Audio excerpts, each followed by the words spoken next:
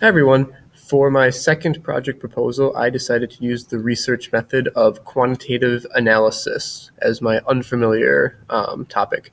Coming into this class, I really had no background knowledge whatsoever on how to include numbers and figures and stuff like that into specifically English studies research. So after reading the chapter and discussing on it a little bit more, it kind of opened my eyes more to how it could be applicable with what I already do with teaching, and I thought it would be interesting to use a specific topic that I'm already teaching in my class and go from there. So I guess the inspiration behind this came from when we were talking about this topic in class when somebody was discussing the number of deaths possibly that could have or that came up in the Odyssey and how that may or may not have some sort of significance with that specific number. And there were some instances in the textbook where it talked about specific numbers of times something was said or done that held importance. So for me, I teach the book The Road by Cormac McCarthy to my seniors at the beginning of the spring semester every year.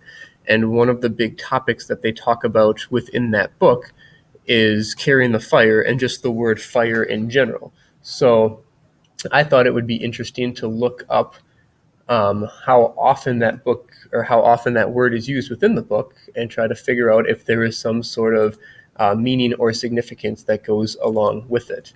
So for those of you unfamiliar with the book, it's a post-apocalyptic text. It came out in 2006. It follows the journey of a man and a boy, his son, through basically a very bleak, desolate, ash-ridden countryside and trying to find some sort of way to rebuild civilization while avoiding cannibals and people who have turned to a survival of the fittest type of mode. So within that, they are struggling, obviously, to survive quite a bit. And one of the biggest objects that is most important to them that the man keeps bringing up throughout the book is fire.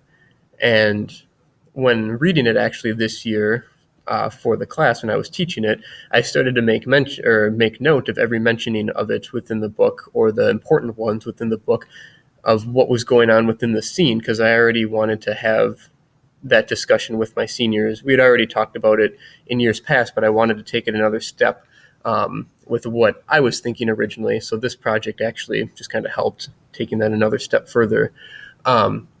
But basically, it seemed like the word appeared at least once on every page in particular versions of the word. So even if it wasn't the word fire by itself, fire Drake, fire starter, stuff like that popped up. So I would need to decide if I wanted to include that. But later on in the book, when they're talking about the good and the bad people, the boy says, we're the good guys because we're carrying the fire. So the fire takes on this dual meaning between what they actually need to survive as the physical object, as well as this metaphorical representation of goodness. And throughout the book, again, if you're not familiar with it, there is some tie-ins with specific biblical passages and allusions that we talk about in my class, and there's a decent amount of research already out there about goodness and Christianity within the book, and how the fire can represent that. So it's not that aspect of it is nothing new. However, in my preliminary lookings around of everything, I was not able to find really much at all about the number of times the word fire is mentioned, which is why I wanted to focus on quantitative analysis with this and try to add something new about this book or about the discussion to this book.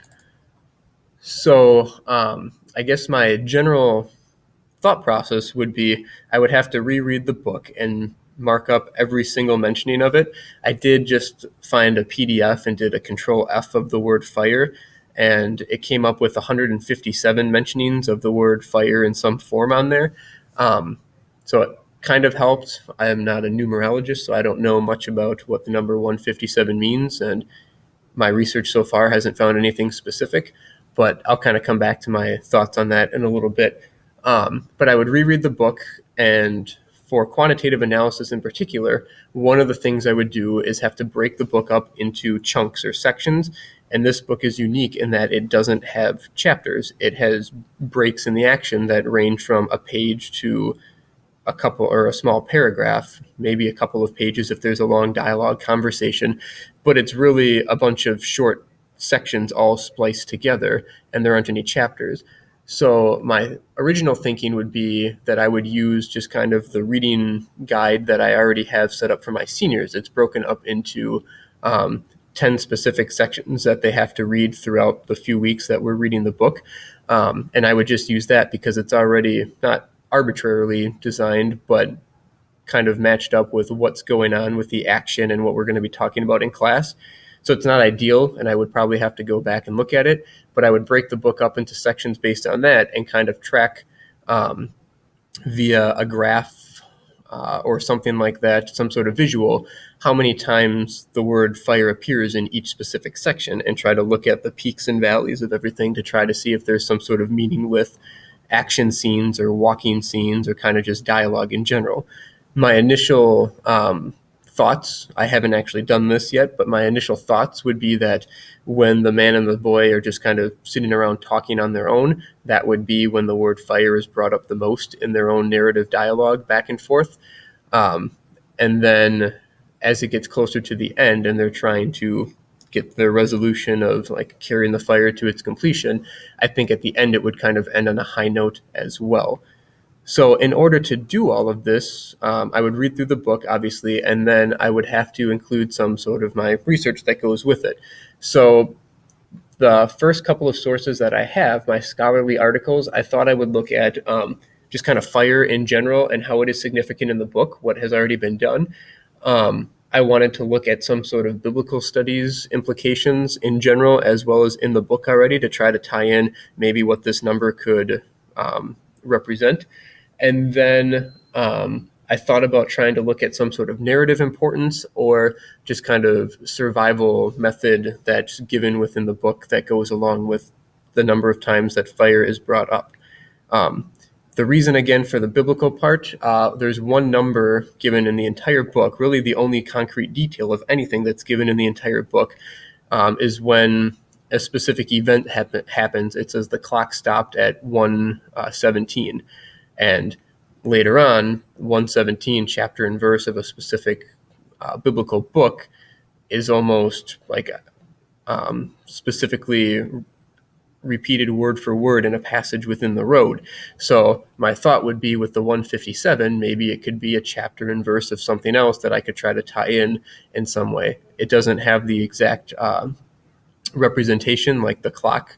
117 already has the physical mimicking of the chapter verse of a book of the Bible, but that's kind of my initial thought. So I found some scholarly articles, one called Christianity in Cormac McCarthy's The Road, one called The Quest of Father and Son, Survival in the Post-Apocalypse, based on Cormac McCarthy's The Road.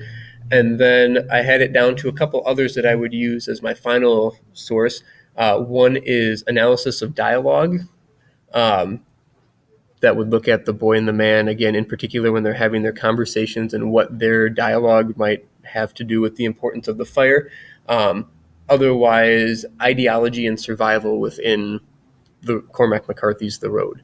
So I would use some other like textual analysis examples in order to kind of get what's already out there again under my belt, and then I would be able to take this hopefully to a new step on something that hasn't been done yet. In my mind, I kind of related it to Will's interview at the beginning of the semester with, I believe it was Dr. Klemp, who found the Satan acrostic in Paradise Lost, and how that was something that hadn't been done yet before, but added a new dimension to like the meaning of that specific section and maybe the reading of the work overall. And that's kind of what I would be hoping for with my completion of The Road.